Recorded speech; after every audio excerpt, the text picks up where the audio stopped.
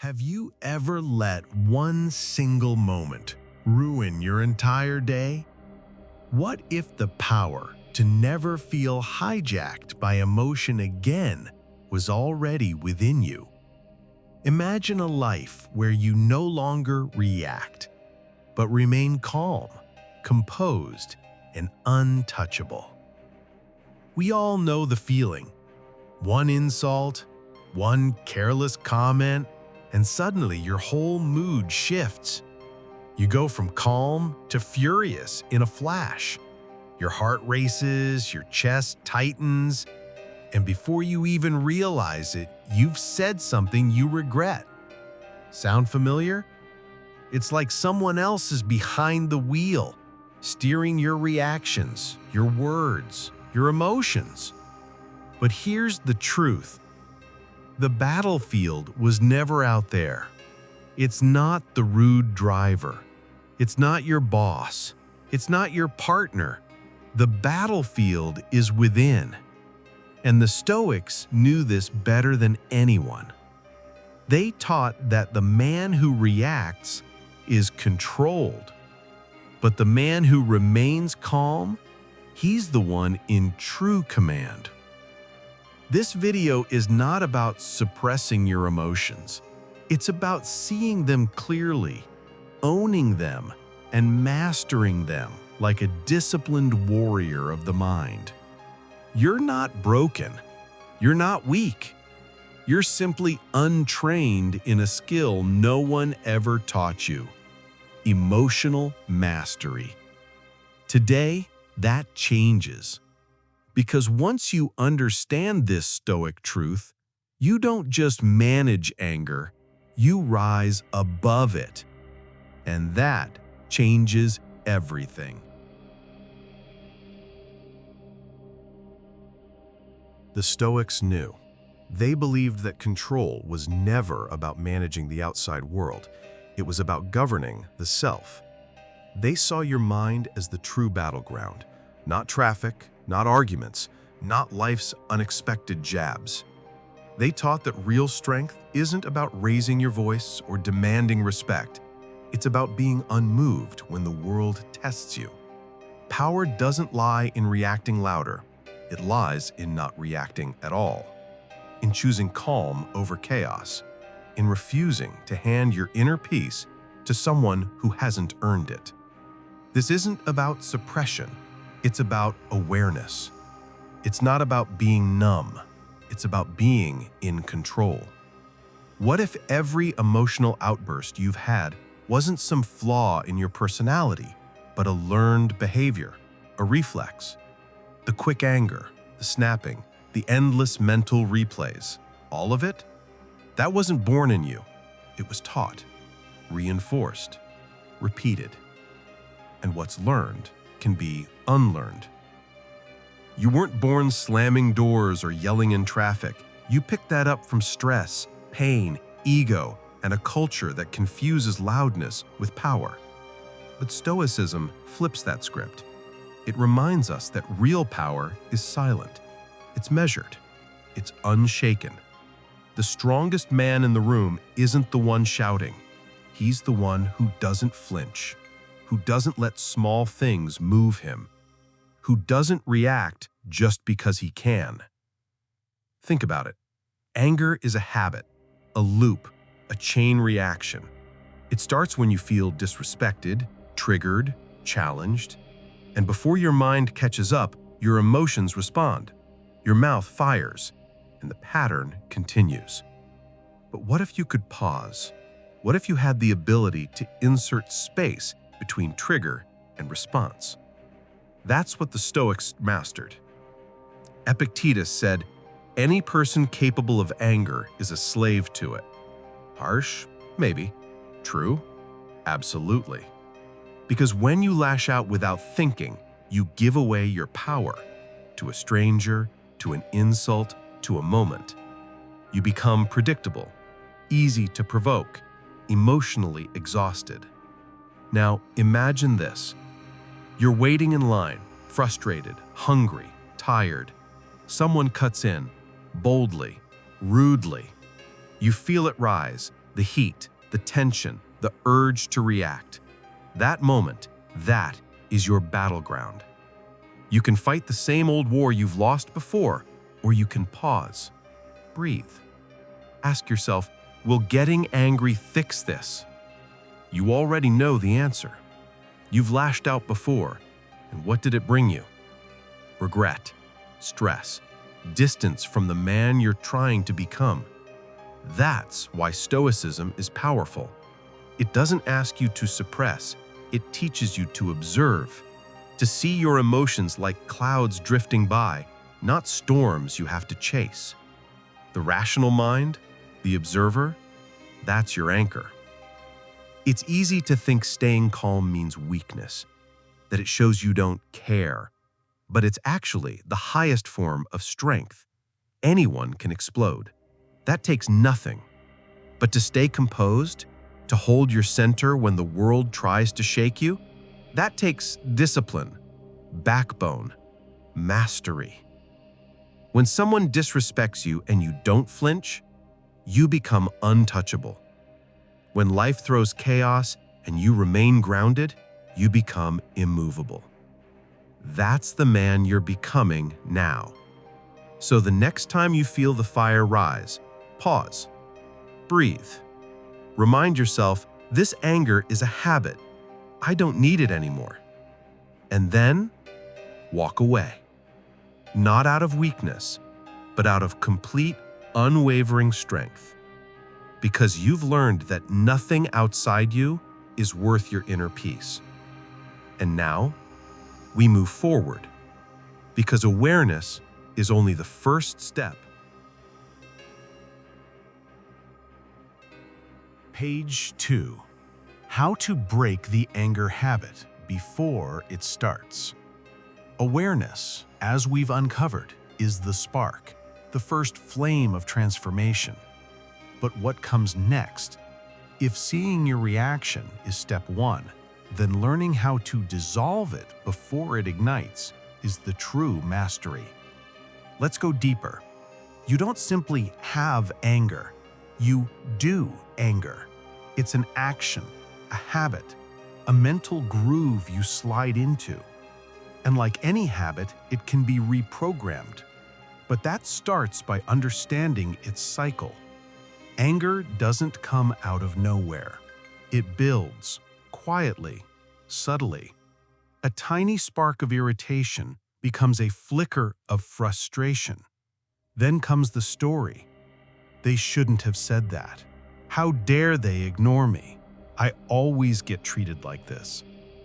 That inner dialogue, it's the matchstick. It's where fire begins. The Stoics teach us to interrupt that story before it turns into a fire. Marcus Aurelius said, "You don't have to turn this into something. It doesn't have to upset you." That quote is a pause button. It's an off-ramp before the collision. The moment the story begins to rise, you step back. You observe. You challenge it. Ask, is this true? Ask, do I want to feel this? Ask, what outcome will my anger create? And perhaps most importantly, what would calmness do right now? Anger demands to be fed. It wants momentum. But stillness starves it.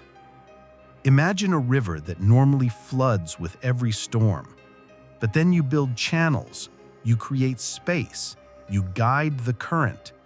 That's what these questions do. They redirect the force. You're not ignoring the feeling. You're giving it direction, purpose, space to breathe. Then begin replacing the anger loop with a practice, just like any other training. The moment irritation shows up, pause, breathe, exhale slowly, feel your feet. This anchors your body. It tells your nervous system we're safe. No lion, no fire, just breath. Train this, rehearse it, because in the moment of chaos, you won't rise to your intention, you'll fall to your training. So train. Keep a journal of what triggered you today. Don't judge it, just record it. Look for the pattern. Was it disrespect? Was it feeling ignored? Was it control being challenged? Then train that moment. Visualize it. Replay it, but this time with calm, with silence, with grace. Over time, the trigger loses its edge.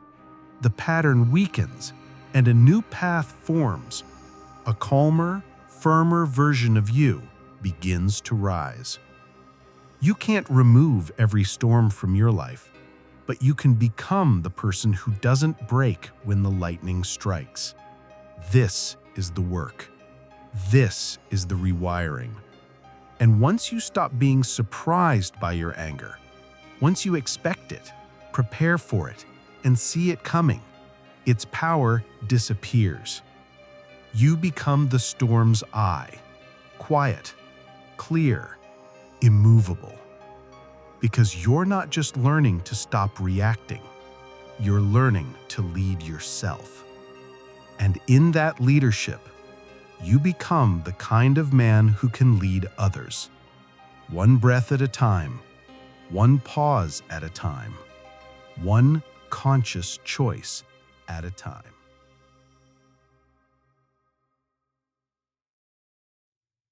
Page 3. The Stoic rituals that keep you grounded in any storm. Now that you've stepped into awareness and started to break the loop, how do you stay steady? What anchors you through the storms of life, again and again, when emotions tempt you to fall back into old patterns? The answer is ritual, not routine, not habit. Ritual. Ritual is sacred. It is deliberate. It's a signal to the self that you are not just drifting, you're choosing. The Stoics built their lives on ritual. Every morning, they rehearsed their values. Every evening, they reflected on their choices. Their days weren't left to emotion or whim. They were crafted like armor, like a shield. You must do the same. Begin your day not with noise, but with stillness. Before the world reaches you, reach inward. Ask, what might test me today? Ask, what virtue will I need most? Ask, who do I want to be, no matter what happens? This is your morning armor. Then move into action. Train the body. Even a short walk can become sacred if done with presence. As Epictetus taught, first say to yourself what you would be, and then do what you have to do. Evening brings reflection. Not judgment, but clarity. What did I do well? What did I react to? What will I choose differently tomorrow? This is your compass, your recalibration. And between the bookends of dawn and dusk, carry small rituals through the day. A pause before replying to a harsh word. A breath before entering a tense meeting. A phrase like, I remain calm when anger whispers in your ear. These rituals are not weakness, they are strategy. They are inner engineering. Because no Stoic was born unshakable. They became unshakable by design. Build your day like a temple. Every thought a brick, every breath a beam. Don't let it be accidental. Don't let it be emotional. Let it be intentional. And when others rage around you, when noise rises, insults fly, chaos swirls, You return to your center because your rituals have made you rooted. You are not performing Stoicism, you are living it. You are not pretending to be calm, you are cultivating it. You don't seek to be unmoved for approval, you do it for mastery. And this mastery becomes your message. Your silence becomes strength. Your composure becomes contagious. Others will wonder, how are you so still? And you'll smile, because it's not stillness, it's sovereignty. You have trained the inner fortress. And now, to close this chapter, let us reflect.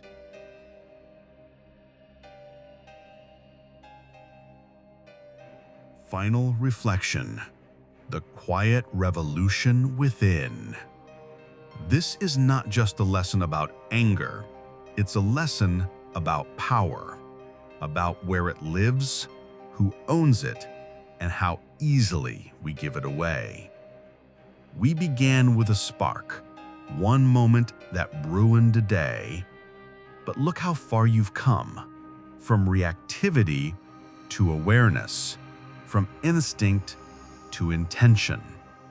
You now understand that peace is not passive, it is not laziness, it is a skill, a stance, a sharpened, grounded presence that requires daily attention.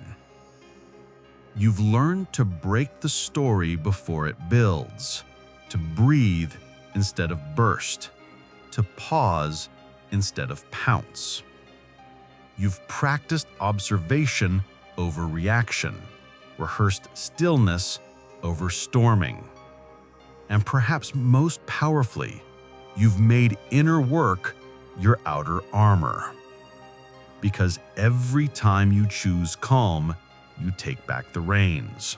You reclaim your edge. You become a man not moved by the world, but grounded within it. This is the quiet revolution. No shouting, no chaos, just clarity, just discipline, just peace. And it's contagious. Your family will feel it. Your friends will notice. Your presence will shift the room, not with volume, but with calm. You'll lead without trying, teach without preaching. You'll model a new kind of strength, the kind the Stoics died with, and the world desperately needs again. So carry this forward, not as theory, but as truth. Not as reaction, but as ritual. Not as noise, but as stillness. Because this is your path now. And now, you are the calm. You are the clarity. You are the Stoic.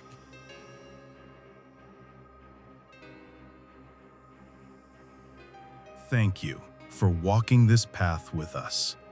If this message brought you even a moment of clarity, welcome to the channel. We're just getting started. Like this video if one of these stories spoke to you.